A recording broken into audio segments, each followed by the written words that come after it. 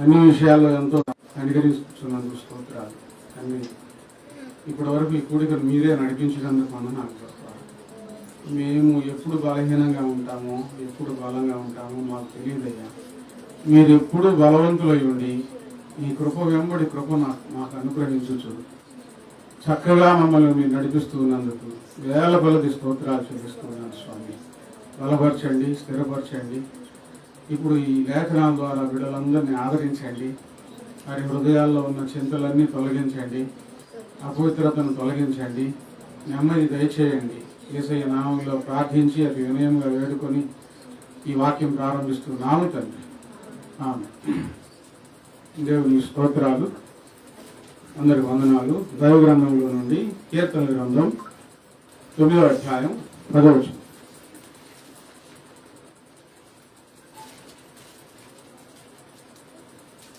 కీర్తన గ్రంథం 9వ అధ్యాయం.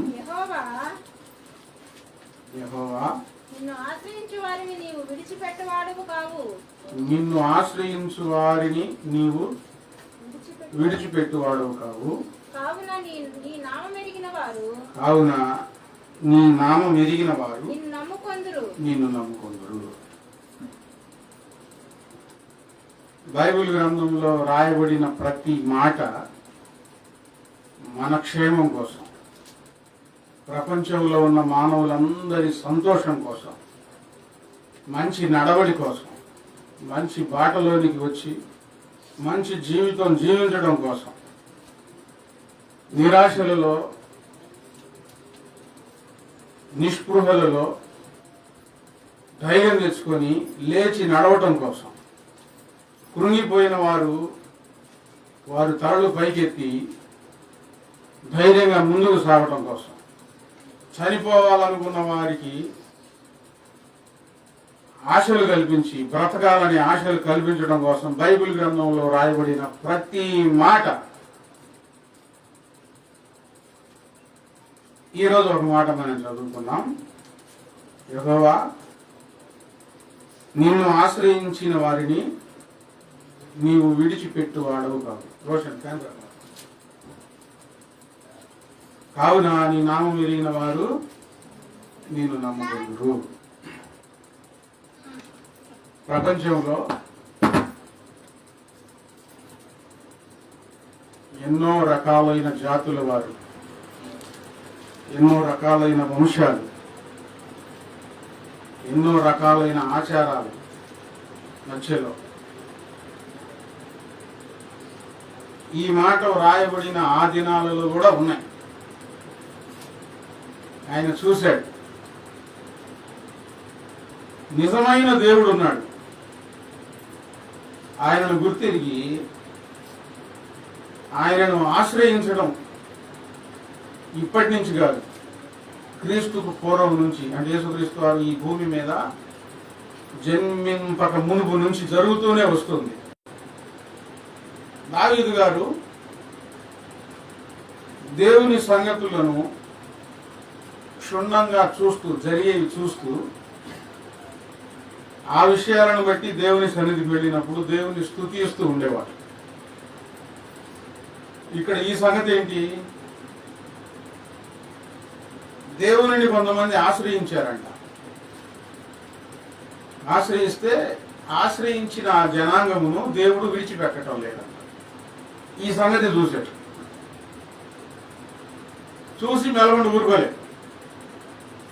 ప్రార్థనలో జ్ఞాపకం చేసుకొని దేవునికి మరలా చెప్తా ఉన్నాడు, నిన్ను ఆశ్రయించిన వారిని నీవు విడిచిపెట్టేవాడు కాదు ప్రభువా. కావున నీ నామం ఎరిగిన వారు నిన్ను నమ్ముకుంటారు. విడిచిపెట్టమని తెలిసి రాసి ఉంచాడు. చూశాడు ఈ సంగతి. ప్రార్థనలో దేవుని స్తుతించాడు, పాట పాడుకున్నాడు. రాసి ఉంచబడి ఉన్నది. భావి తరాలలో ఉన్న ప్రజలందరి ఆదరణ కొరకు, ధైర్యం కొరకు.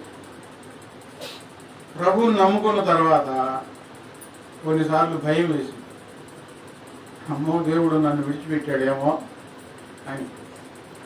అటువంటి సందర్భాల్లో దైవ గ్రంథం తీసి మనం చదువుతూ ఉంటే బైబిల్ గ్రంథంలో ఈ మాటలు కనబడతాయి. దేవుడు విడిచిపెట్టేవాడు కాదు అని అప్పుడు మరలా ధైర్యం వస్తుంది. ఊరకనే రాయించలేదు బైబిల్ గ్రంథంలో ఈ మాటలు. అందుకని మనం దైవ గ్రంథాన్ని అధికంగా చదవాలి. కీర్తనల గ్రంథం 1వ అధ్యాయంలో ఏమని రాయబడి ఉంది? దుష్టుల ఆలోచన చొప్పున నడువక, పాపుల మార్గమున నిలువక, అపహాసకులు కూర్చుండడు చోట కూర్చుండక. ఇక్కడి నుంచి జాగ్రత్తగా, యెహోవా ధర్మశాస్త్రమునందు ఆనందించుచు, యెహోవా ధర్మశాస్త్రమునందు ఆనందించుచు, విసుక్కుంటూ కాదు. విసుక్కున్న వాళ్ళు ఏం చేస్తారు? మనం చదువుతాను, తర్వాత చదువుకోవచ్చు, లేదు పక్కన పడేస్తారు. ఆనందించే వాళ్ళు ఏం చేస్తారు? తీసుకొని దగ్గర పెట్టుకొని మోకాళ్ళ మీద ఉండి, అయ్యా నాతో మాట్లాడమని దైవ గ్రంథం తెరిచి చదువుతారు. విసుక్కునేవాళ్ళు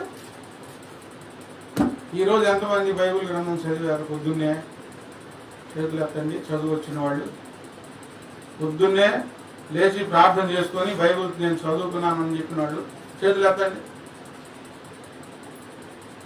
ఒక్కొక్క అక్షరం వచ్చిన వాళ్ళు కూడా చదవట్లేదా?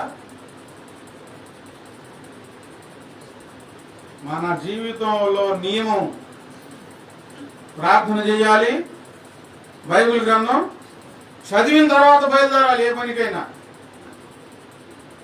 లేకపోతే నేను ఇక్కడ ఎంత అరుసుకున్నా ఉపయోగం ఉండదు, మీరు అన్ని ప్రయత్నాలు చేసినా ఉపయోగం ఉండదు, జీవితంలో ముందుకు వెళ్ళలేము. నేను ఎప్పుడు అడగల, ఏదేదో అడిగాను. ఎప్పుడన్నా అడిగానా? చదువు రాకపోతే ఆడియో బైబిల్ వచ్చింది, అదే చదువుతా ఉండి తినొచ్చు. అంటే అన్ని అందుబాటులో ఉండాలని దేవుడు చేయించాడు చదువు రానోళ్ళ కోసం.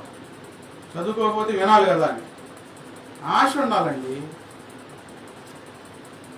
ఆనందం ఉండాలి, దేవుని యందు ఆశ ఉండాలి.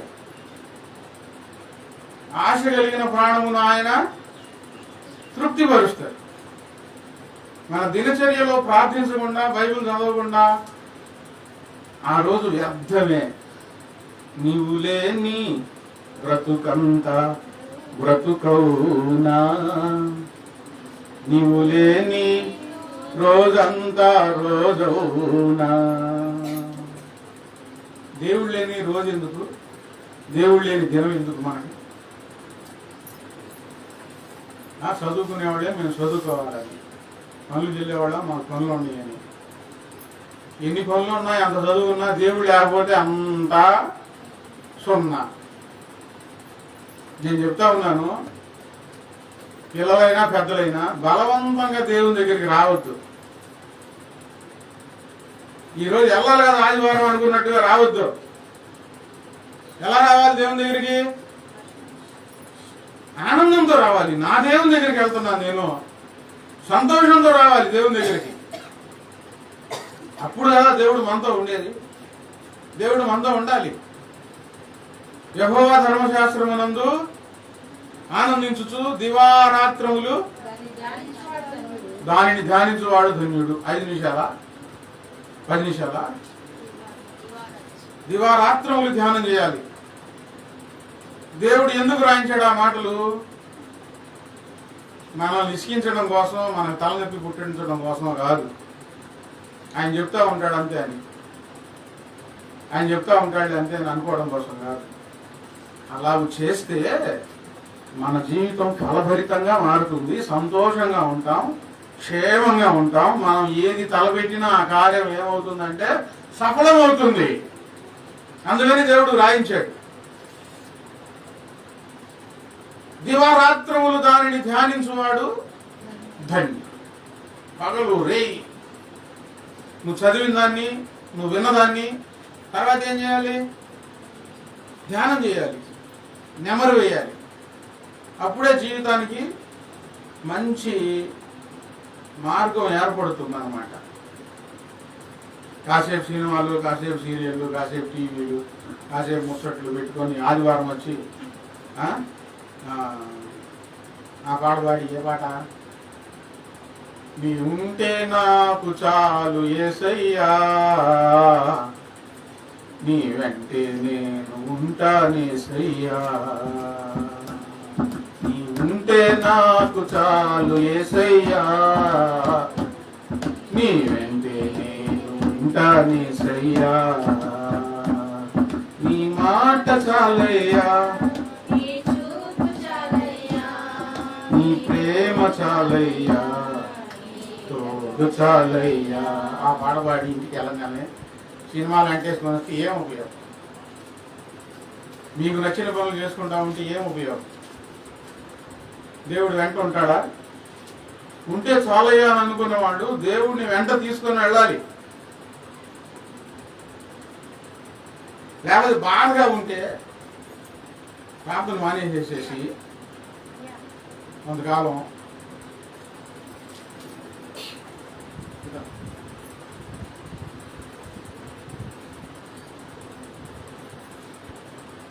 దేవుడి దగ్గర బాధగా అనిపిస్తూ ఉంటే కొంచెం ఒత్తిడిగా ఉంటుంది. ప్రార్థన చేసుకోవాలంటే పాసాయలు ఎక్కువ, బైబిల్ చదవమంటే బాధ.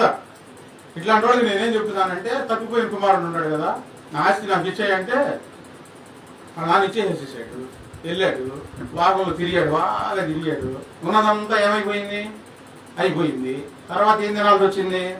పందులు తినే పొట్టు తినాల్సి వచ్చింది. అట్లా తిరగండి, బాగా సినిమా చూడండి. ఈ మాటలు ఈ సినిమాలు మన అంటారు ఫాస్ట్ గా. బాగా సినిమా చూడండి, ఇష్టం వచ్చినట్టు తినండి, తాగండి, తిరగండి. బుద్ధి వచ్చిన తర్వాత రండి, బుద్ధిగా ఉండండి దేవుని దగ్గర. అటు కొంచెం ఇటు కొంచెం మనసు కలిగి దేవుని దగ్గర ఫలభరితంగా మారలేరు. సంతోషం, దేవుడిచ్చే సంతోషం మీ జీవితాల్లో ఉండదు. యేసు ప్రభు వారే చెప్పారు కదా, ఉంటే చల్లగానైనా ఉండు, లేకపోతే వెచ్చగానైనా ఉండు, నూలి వెచ్చని స్థితిలో ఉండొద్దు అని చెప్పారు కదా దేవుడు, ప్రభు వారు చెప్పారుగా. అట్లానే చేయండి. కొంతకాలం ఆ లోకంలో ఏముందో, శరీరం ఏమైపోయిద్దో, అందం ఏమైపోయిద్దో, తలలో ఉన్న జుట్టు ఏమైపోయిద్దో, ఆరోగ్యం ఏమైపోయిద్దో అర్థమైద్ది. దాని ఫలితం ఎంత ప్రమాదకరమో, ఎంత బాధాకరమో, బాధ అనుభవిస్తే అర్థమైంది రెండోసారి వెళ్ళకుండా. దేవుల్లో ఉండి ఏం చేయాలి? దేవుని వెంట పెట్టుకొని మనం వెళ్ళాలి, దేవునితో నడవాలి, దేవుల్లో జీవించాలి. దివారాత్రములు వాక్య ధ్యానము మనం చేస్తూ ఉంటే భక్తుల జీవితాల్లో ఏం జరిగింది, భక్తులు ఎందుకు అంతగా దేవుణ్ణి వెంట పెట్టుకున్నారు, ఎందుకు ఆయన విడిచిపెట్టలేదు, దేవుడు ఎందుకు వాళ్ళని విడిచిపెట్టలేదు అర్థమవుతుంది. దేవుల్లో బలంగా నిలవబడగలుగుతాం. దావీదు గారు చూసిన సంగతి ఏంటి? నేను ఆశ్రయించిన వారిని నీవు విడిచిపెట్టు వాడవు కావు అని అన్నారు. దేవుని ఆశ్రయిస్తే, యేసయ్యను ఆశ్రయిస్తే ఈ లోకంలో ఉన్న పరిస్థితులన్నిటినీ విడిచిపెట్టి ఇక నేను నా దేవుని దగ్గరికి వెళ్ళాలి, నా దేవుని సహాయం తీసుకోవాలి, యేసయ్య సహాయం నాకు కావాలి, యేసయ్య తోడు నాకు కావాలి, ఆయన హస్తం నా మీద ఉంటే చాలు, ఆయన నీడలో నేను ఉంటే చాలు, ఆయనకి ఇష్టంగా నేను జీవిస్తే చాలు అనుకొని ఎవరైతే దేవుణ్ణి ఆశ్రయిస్తారో వారిని అంటే ఆయన విడిచిపెట్టే దేవుడు కాదంట. ఆ సంగతి చూశాడు. మీరేమైనా దేవుని సంగతులు భక్తుల జీవితాల్లో చూసారా? వాళ్ళు మంచి చేస్తే ఎంత ఆశీర్వదించబడ్డారో, చెడు చేస్తే ఎంత శిక్ష పొందారో, చెడు చేసినా కానీ దేవుడు వారిని శిక్షించి మరల తన ఆయన ఎందుకు ఎలాగో చేర్చుకున్నాడో, మరలా ఎలాగో పవిత్రపరిచాడో గమనించారా? దేవుని కృప ఎంత పొందుకున్నారో మీరు చూసారా?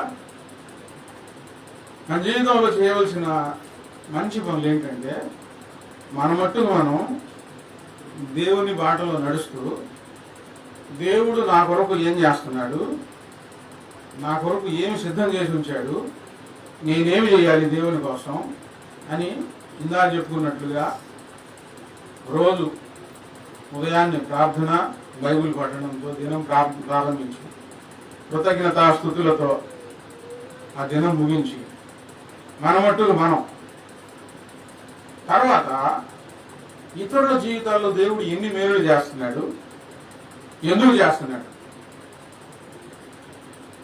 ఎలాగో వారిని చెక్కుకుంటున్నాడు, ఎలాగో సిద్ధపరుస్తున్నాడు. ఈ పాఠాలు మనం నేర్చుకోవాలి దేవుని దగ్గర. మనం చేయవలసిన పని ఇదే, ఇంతకు మించిన పని లేదు.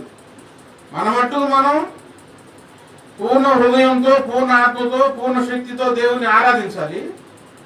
ఇతరుల గురించి కూడా ఆలోచించి వారి జీవితాల్లో దేవుడు ఏం చేస్తున్నాడు, ఎందుకు కార్యాలు చేయట్లేదు, ఎందుకు చేస్తున్నాడు, ఇవి కూడా ఆలోచించాలి. దావీదు చేసింది అదే, గమనిస్తా వస్తా ఉన్నాడు. నేను కొంతమంది జీవితాలను చూశాను, దిగజారిపోయిన స్థితిలోనికి వెళ్ళిపోయారు. దేవుని దగ్గరికి వచ్చి మరలా అక్కడి నుంచి ప్రభు అని మొరబెట్టుకొని ప్రభు పాదాలు పెట్టుకున్నాడు. మళ్ళీ అక్కడి నుంచి ప్రభు ఉన్నత స్థితికి తీసుకొని వెళ్ళారు, నిలవబెట్టారు. కొంతమంది ప్రభు చేసిన మేలులన్నీ మర్చిపోయి ఎన్ని గొప్ప కార్యాలు చేశాడో, ఎన్ని మేలులు చేశాడో తలంచుకొని కృతజ్ఞత లేకుండా మరలా లోకంలో కలిసిపోయిన వారు ఉన్నారు. వారిని దేవుడు ఎలా వెంబడిస్తున్నాడో గమనించానండి. వారిని దేవుడు వెంబడిస్తున్న తీరు, దేవుడు వారిని హెచ్చరిస్తున్న తీరు నా అనుభవంలో నేను చూశాను. ఈ సంగతులు నేర్చుకోకపోతే, ఇటువంటి వాటిలో మనం అనుభవం సంపాదించుకోకపోతే ఏం ఉపయోగం? ఇవే సాక్ష్యాలు అవుతాయి, ఇదే మన మంచి జీవితం అవుతుంది. సరే, దేవుణ్ణి ఆశ్రయిస్తే దేవుడు ఏం చేయడంట? ఏం చేయడు? విడిచిపెట్టడు. ఇప్పుడు విడిచిపెట్టే పరిస్థితులు ఎందుకు వస్తాయి చెప్పండి? మాట వినలేదనుకోండి, ఎంత చెప్పినా ఏం చేస్తాం? విడిచిపెడతాం. నీ కర్మాన్ని. మనం ఒకటి చెప్తే వాళ్ళు ఇంకొకటి చేస్తా ఉన్నారు అనుకోండి, విసిగేస్తా ఉన్నారు అనుకోండి, వారి నుంచి దూరం అయిపోవడానికి మనం ప్రయత్నం చేస్తాం. అవసరమైతే పూర్తిగా వదులుకుంటే పోయి ఈ స్నేహం వద్దు అనుకుంటాం. మనకు నష్టం కలిగిస్తా ఉన్నారనుకోండి, వాళ్ళను కూడా విడిచిపెడటానికి ప్రయత్నం చేస్తాం.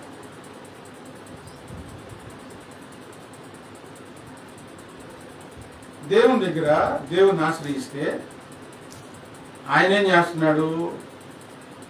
మనుషులు విడిచిపెడితే తప్ప, వీళ్ళు మా గొద్దులే అనుకొని విడిచిపెడితే తప్ప.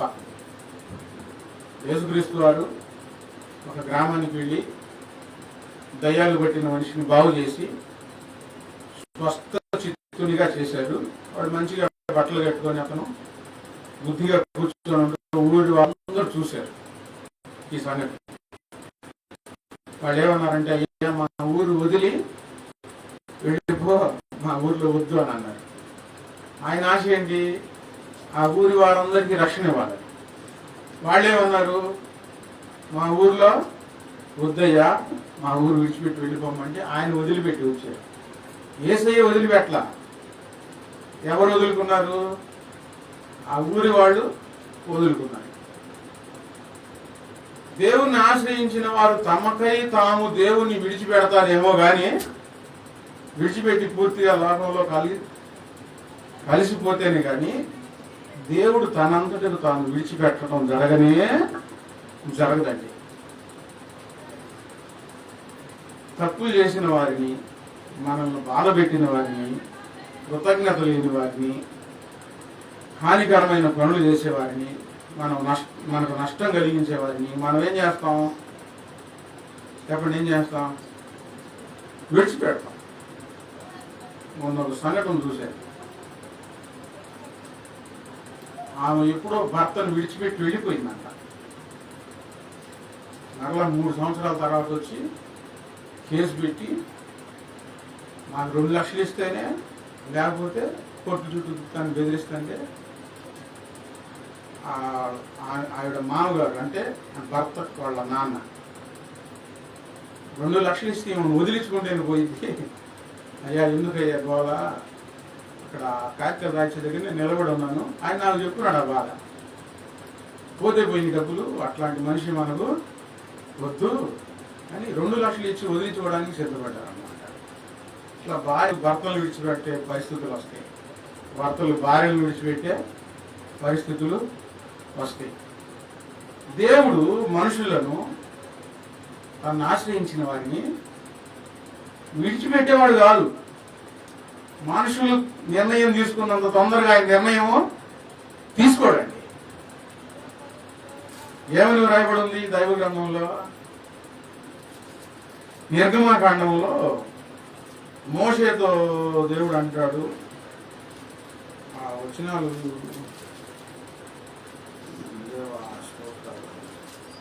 యెహోవా దీర్ఘశాంతము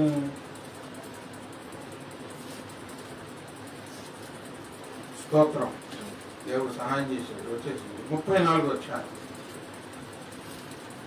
6వ వచనం నుంచి. దేవుని సహాయం ఇది వాక్యం అనుకున్న రీతిగా. అతని ఎదుట యెహోవా దాటి వెలుచు, యెహోవా కనికరము దయ దీర్ఘశాంతము విస్తారమైన కృపా సత్యములు గల దేవుడైన యెహోవా. మళ్ళా చదువుతాం. యెహోవా కనికరము దయ దీర్ఘశాంతము విస్తారమైన కృపా సత్యములు గల దేవుడైన యెహోవా. ఇప్పుడు మనమందరం దేవుని ఆశ్రయించాం. ఆయన కృపా సత్యముల విషయంలో, కనికరములో, దీర్ఘశాంతం చూపుటలో తగ్గితే, కనికరంలో తగ్గితే, దీర్ఘశాంతంలో తగ్గితే, ప్రేమ చూపించడంలో తగ్గితే మనలో చాలా మంది ఇక్కడ ఉండేవాళ్ళం కాదు. ఎందుకు? మనం జీవించవలసినంత విధానంలో ఆయన దగ్గర మనము సంపూర్ణమైన భక్తి లేదు. ఇప్పుడు అడిగాను నేను, బైబుల్ చదివారా అంటే చదవలేదని అన్నది. ఇప్పుడు బైబుల్ చదవకపోతే ఆయన ఏం చేయాలి? ఒక విషయంలో మాట్లాడుకున్నాం, ఏం చేయాలండి? బాధపడతాడా? బైబుల్ చదవకుండా పొద్దున్న ఏం చేశారు? పొద్దున్నే చేయకూడదు ఏదో చేయవలసింది, బైబుల్ చదవాలి, ప్రార్థన చేయాలి. చేయకూడదు ఏదో చేయాలి. ఏం చేయాలి?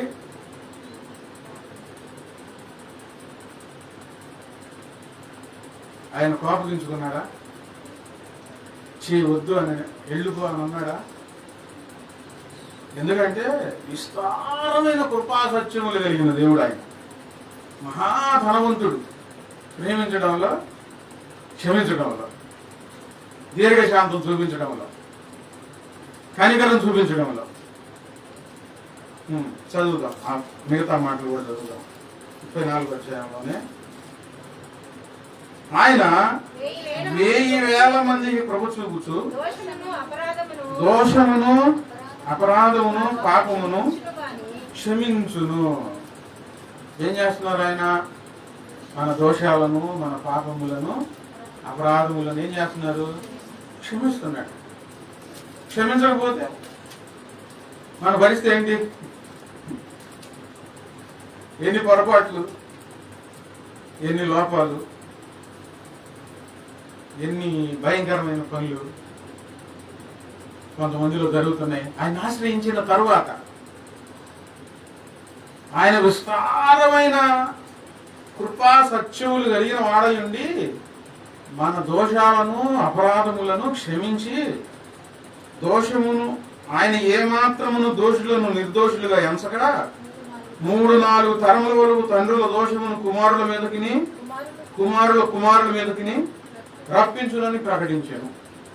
స్వయంగా దేవుడే మాట్లాడిన మాటలు ఇవి, ప్రవక్తల ద్వారా మాట్లాడిన మాటలు కాదు, స్వయంగా ఆయనే మాట్లాడిన మాట.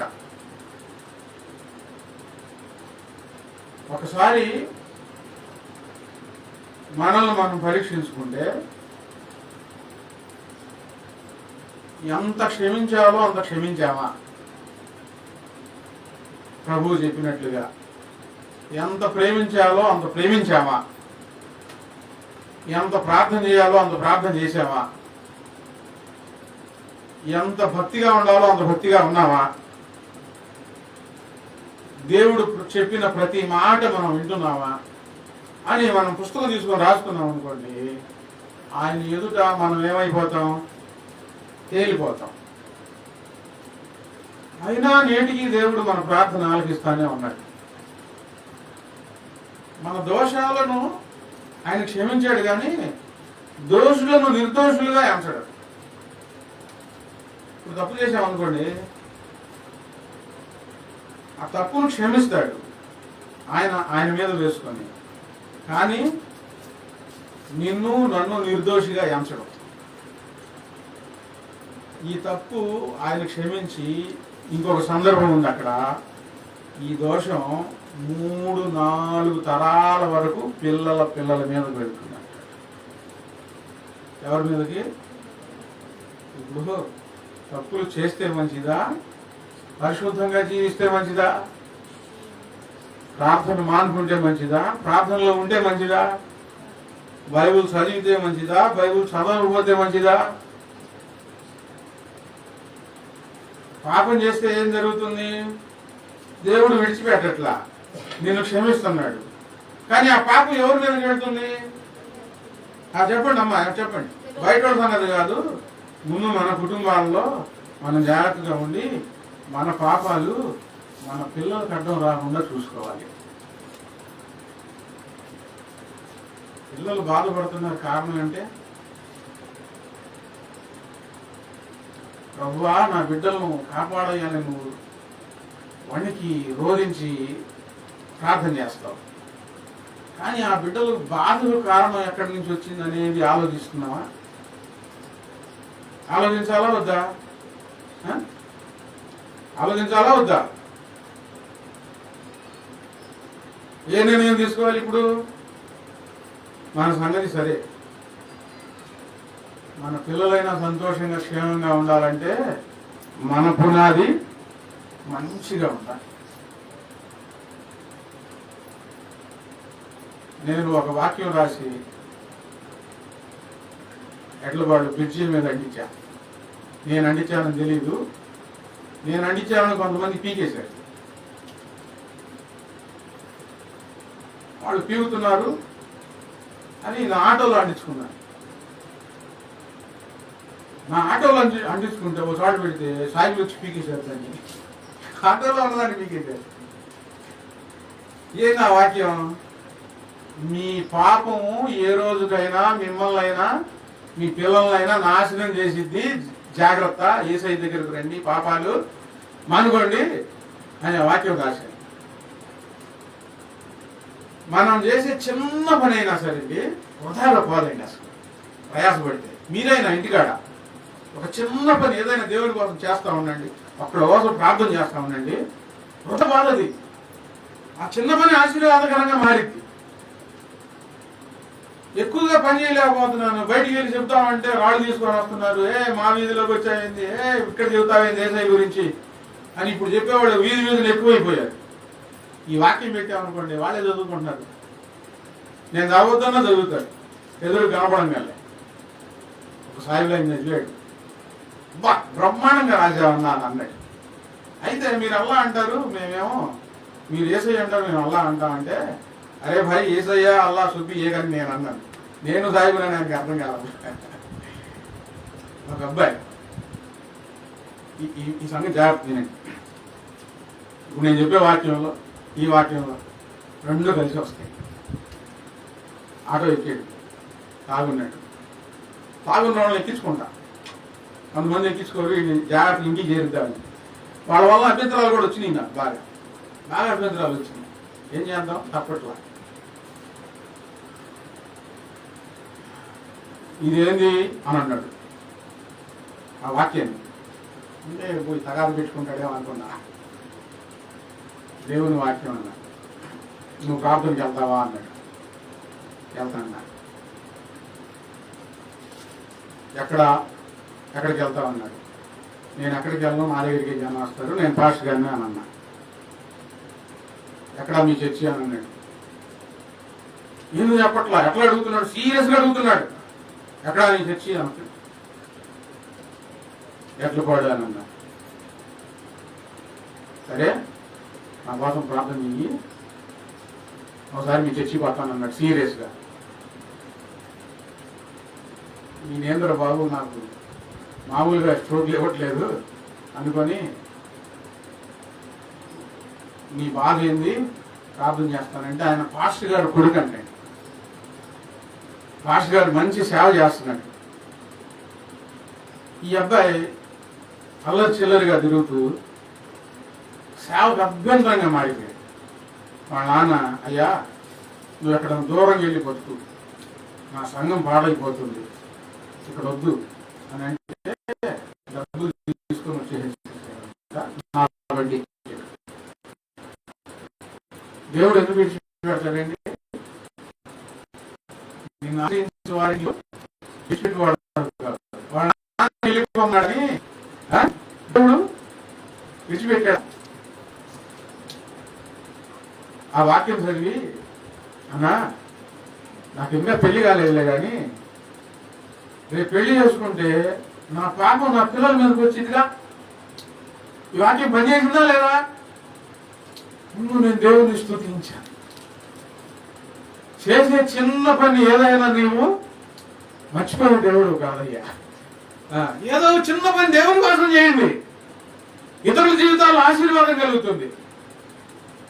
నువ్వు మర్చిపోయే దేవుడు. ఆ వాక్యంలో అబ్బాయి పెళ్లి కాలేదు, ఎంత దూరం ఆలోచించాడు. నాకు పెళ్లి అయితే పిల్లలు పుడతారు కదా, నాకు చేసిన పాపం అంతా నా పిల్లల మీదకి వచ్చిందిగా. అయ్యా అన్నా ప్రార్థన చేయన్నా, నేను మహారి ఇంటికి వెళ్ళేటట్టు ప్రార్థన చేయన్నా, నేను సేవ చేయాలన్నా. వాళ్ళ నాన్న, అయ్యా వెళ్ళిపోయాడు నా దగ్గర నుంచి, వద్దు అని అన్నాడు. కానీ దేవుడు సహించాడు. ఆయన ఎవరు, నేనెవరు? నేను అందుకే ఇంటికాడ ఖాళీ ఉండకుండా ఒకసారి ఎలబుద్ధి కాదు అయినా ఆటో వేసుకొని వెళ్తా ఉన్నాను. ఎవరినో ఒకళ్ళని స్వార్థ చేస్తా ఉన్నాం, సంపాదన కోసమే కాదు, సాక్ష్యం చెప్తా ఉన్నాం. ఆ వాక్యం చిన్న వాక్యం చాలా మందిలో పనిచేస్తుంది. చాలా మంది అడుగుతున్నారు. మన పాపం పిల్లలు అడ్డొస్తే, పిల్లలు ఏడుస్తుంటే, బాధపడుతుంటే ఇప్పుడు మనం ఏం చేయాలి? వాళ్ళతో పాటు ఏం చేయాలి? బాధపడాలా వద్దా? ఎంత ఏడవాలి? ఆయన మనల్ని విడిచిపెట్టట్లా. మన దోషాలు, మన పాపాలు క్షమిస్తున్నాడు. కానీ ఈ పాపాలు ఎవరి మీదకి వెళ్తున్నాయి? పిల్లల మీదకి వెళ్తున్నాయి. అందుకనే వాక్యం శ్రద్ధగా వినండి, వాక్యాన్ని ధ్యానించండి, వాక్యాన్ని మనసులో భద్రపరచుకోండి. పాపానికి దూరంగా ఉండండి, పరిశుద్ధంగా ఉండండి. మనం పాపంలో అప్పుడప్పుడు బలహీనతలు ఉంటే దేవుడు విడిచిపెట్టకపోతే, పరిశుద్ధంగా ఉండి విడిచిపెడతాడా? ఏం చేస్తాడు చెప్పండి? ఎవరికైనా ఆలోచన వస్తే, మనం పరిశుద్ధంగా ఉంటే దేవుడు ఏం చేస్తాడు?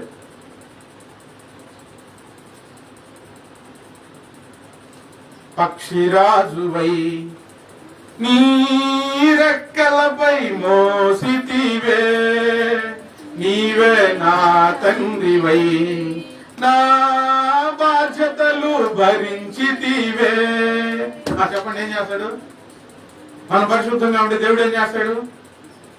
బలహీనతలుగా ఉంటేనే దేవుడు విడిచిపెట్టలేదు. పరిశుద్ధంగా ఉంటే దేవుడు ఏం చేస్తాడు? భుజాల పైన మోస్తాడండి మనల్ని ఎత్తుకొని. భుజాల పైన ఆయన మోస్తాడు. అందుకే పాట పాడింది అర్థమైతేమో కొంచెం మళ్ళీ ఎదురు చూతారేమో. ఒక్కడే చెప్పలేదు, మనల్ని దగ్గర తీసుకొని హత్తుకొని కౌగిలించుకొని భుజాల మీద మోస్తాడు, విడిచిపెట్టడు. ఏది మంచిది? బలహీనతల్లో ఉండి ప్రభువా నన్ను క్షమించు, ప్రభువా నన్ను క్షమించు, అయ్యో పాపం చేశానని ప్రార్థన చేయడం మంచిదా? ప్రభువా ఇదిగో ఈ బలహీనతలు నేను జయించాను, ఆ పనులు నేను చేయట్లేదు, నా హృదయం చూడు, నా హృదయంలో ఉన్న ఏదైనా ఆయాసకరమైన మార్గం ఏదైనా ఉన్నదేమో చూడు అని ఇట్లా ప్రార్థన చేయడం మంచిదా? దావీదు వలే దేవుని భుజాలపైన ఉండటం మంచిదా, బలహీనంగా ఉండి భయపడుతూ ఉండటం మంచిదా? దేవుడు విడిచిపెట్టడు కానీ ఏం చేస్తాడంటే ప్రకటన గ్రంథం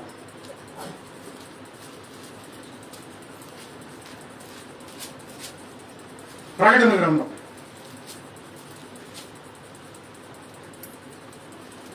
3వ అధ్యాయం 19వ వచనం. నేను ప్రేమించు వారిని అందరినీ గద్దించి శిక్షించుతున్నాను. విడిచిపెట్టట్లా. ఎవరిని ఆయన దేవుడు ప్రేమిస్తున్నాడు? దేవుడు లోకాన్ని అంతా ప్రేమిస్తున్నాడు అని రాయబడి ఉంది. ఇప్పుడు నేను ప్రేమించు వారిని అందరంటే ఇక్కడ ప్రత్యేకత ఏంటి? ఆయన ఆశ్రయించి, ప్రభువా నాకు నువ్వే కావాలయ్యా, నీ తోడు కావాలి నాయన, నిన్నే నేను ఆరాధిస్తాను, ఇంకెవరిని నేను ఆరాధించను, నీవే నిజమైన దేవుడవు, నీ రక్తంలో నా పాపాలు కడిగిన దేవుడవు నీ ఒక్కడవే, నన్ను పరిశుద్ధంగా మార్చింది నీ ఒక్కడవే. ఇదిగో ఈ జీవితంలో నాకు నీ సహాయం కావాలి, నీ సహాయం లేకపోతే ఈ జీవితంలో నేను నడవలేను, నేను బలహీనుడను, నాకు నీ సహాయం కావాలి ప్రభు అని ఆయన ఆశ్రయిస్తామే, ఆయన వేడుకుంటామే. వాళ్ళని ఆయన ప్రేమిస్తున్నాడండి. మొట్టమొదట ఆశ్రయించిన వారిని ఆయన ప్రేమిస్తున్నాడు. ప్రేమించి ఏం చేస్తున్నాడు? ప్రేమించి నేను ప్రేమించిన వారిని అందరినీ గద్దించి శిక్షించుతున్నాను. మొదట గద్దిస్తాడే,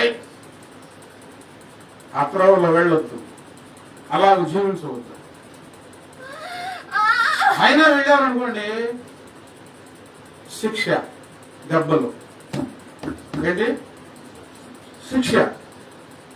గద్దిస్తున్నాడు, శిక్షిస్తున్నాడు, కానీ విడిచిపెట్టడం లేదు. ఈరోజు మన ఆత్మీయ జీవితాలు ఆయన ఎదుట ఇలా ఉన్నాయి, మనం ప్రార్థన చేసుకుంటున్నాం, ఆయన ఎదుట ఉన్నామనంటే ఆయన మనల్ని గద్దించాడు, శిక్షించాడు, కానీ చెప్పండి ఏం చేయలేదు? విడిచిపెడితే ప్రభువా మా దోషములు నీవు కనిపెట్టి చూచిన యెడల ఎవడు నీ ఎదుట నిలవగలడు? దావీదు గారు ప్రార్థనలో, మా దోషములు నీవు కనిపెట్టి చూచిన యెడల ఎవడు నీ ఎదుట నిలవగలడు? నిలవలేము ఆయన ఎదుట. ఆయన కనిపెట్టి చూస్తే, ఆయన లెక్క పెట్టుకుంటే, ప్రతి దాన్ని పరీక్షించి ఒత్తి అడిగితే ఎవ్వరం ఆయన ఎదుట మనం నిలవబడ్డాం. కీర్తనల గ్రంథం 118వ అధ్యాయంలో రాయబడి ఉంది, యెహోవా నన్ను కఠినముగా శిక్షించను గాని మరణానికి అప్పచెప్పలేదు. అంటే ఏంది? విడిచిపెట్టలేదు అర్థం. కఠినంగా శిక్షించాడు, విడిచిపెడితే ఏమయ్యేది? మరణం వచ్చేది. యెహోవా నన్ను కఠినంగా శిక్షించను గాని మరణానికి అప్పచెప్పలేదు. కీర్తన గ్రంథం 5వ అధ్యాయం 11వ వచనం. కీర్తన 5:11. నిన్ను ఆశ్రయించు వారందరూ సంతోషించుదురు, నీవే వారిని కాపాడుదువు గనుక వారు నిత్యము ఆనంద ధ్వని చేయుదురు. దేవుణ్ణి ఆశ్రయించిన వారిని దేవుడు విడిచిపెట్టడు. దేవుణ్ణి ఆశ్రయించిన వారిని సంతోషం కలుగుతుంది. ఎందుకు సంతోషం కలుగుతుందంటే ఆయనే మనలను కాపాడు, ఆయన నీవే వారిని కాపాడు కనుక.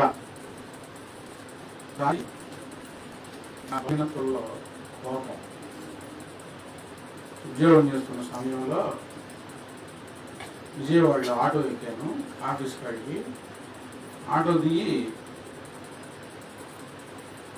అడిగిన 10 రూపాయలు ఇచ్చాను. తర్వాత ఆయన ఎంత ఇమ్మన్నాడో నాకు వినపడలేదు. అమ్మని ఇచ్చాడు మా అమ్మ. ఇక నాకు ఎక్కడైనా కోపం వచ్చింది. ఆ కోపంలో కొట్టే పళ్ళు రాలిపోయింది, బ్లడ్ వచ్చింది, నా చొక్కా నిండా పోయింది. కొట్టిందా బాగానే ఉంది, తాగేసాం. రక్తం చూసిన తర్వాత మొత్తం కలబడింది. మా అయిపోయింది. అతను నాకంటే బలిష్టంగా ఉంది. ఆటో వాళ్ళందరూ ఆపేసేసి ధనాలలో 10 ఆటోలు ఆగిపోయి నన్ను చుట్టుముట్టారు. ఇక నేను కళ్ళు మూసుకున్నాను. తప్పు చేసింది ఎవరు? నేను. నా ఉద్దేశం ఏంటి, అక్కడ ప్రార్థనకి వెళ్ళేవాడు ఎవరు లేరుగా, నాకు తెలిసిన వాడు ఎవరు లేరుగా. తొందరపడ్డా ఆవేశంలో. వాళ్ళందరూ చుట్టుముట్టారు. నేను అలాగే నిలబడి కళ్ళు మూసుకొని ఉన్నాను. ఒక్క క్షణంలో ఆ చిల్లర కొట్టులో ఉన్న వాళ్ళందరూ వచ్చేసేసి ఈ ఆటోళ్ళ మీద ఎగబడండి, అబ్బాయి నువ్వు వెళ్ళిపోయి ఇక్కడి నుంచి అని అన్నారు. నేను వెళ్ళిపోయాను. వాళ్ళు గొడవ పడుతున్నారు.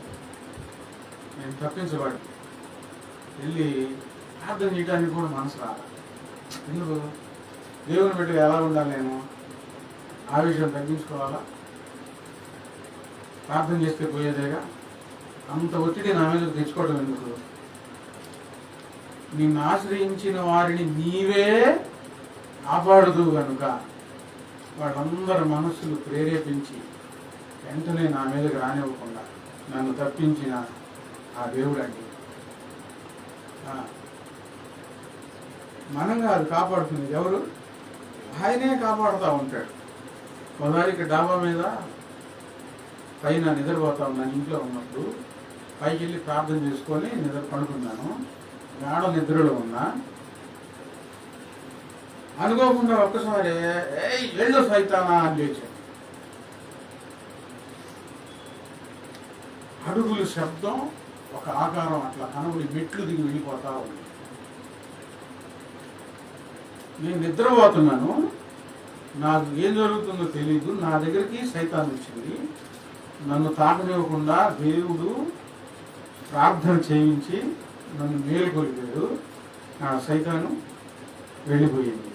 దయ్యాల బారి నుంచి అయినా, మనుషుల బారి నుంచి అయినా, సింహపు బోన్లోనైనా, అగ్ని జ్వాలల్లోనైనా, ఒంటరిగా ఉన్నప్పుడైనా, గాఢాంధకారంలోనైనా ఆయనే మనల్ని కాపాడేవాడు కనుక మనం సురక్షితంగా ఉండి సంతోషంగా ఉంటున్నాం. దేవునికి స్తోత్రం. హల్లెలూయా. కీర్తనల గ్రంథం 37వ అధ్యాయం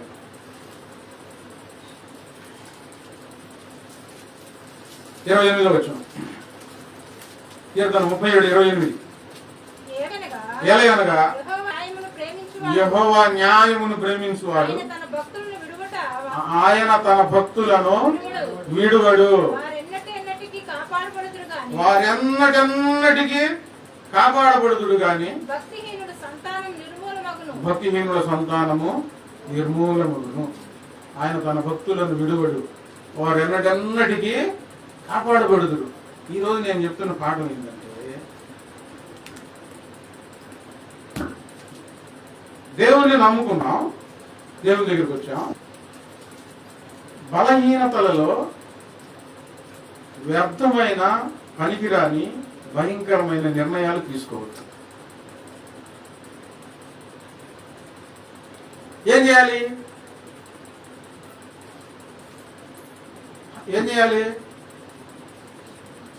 వెంటనే ఆయన పాద సన్నిధికి వెళ్ళి, నీ బలహీనతలైనా సరే, నీ బలమైనా సరే మోకరించి, ప్రభువా నాకు సహాయం చేయమని ప్రార్థన చేయాలి.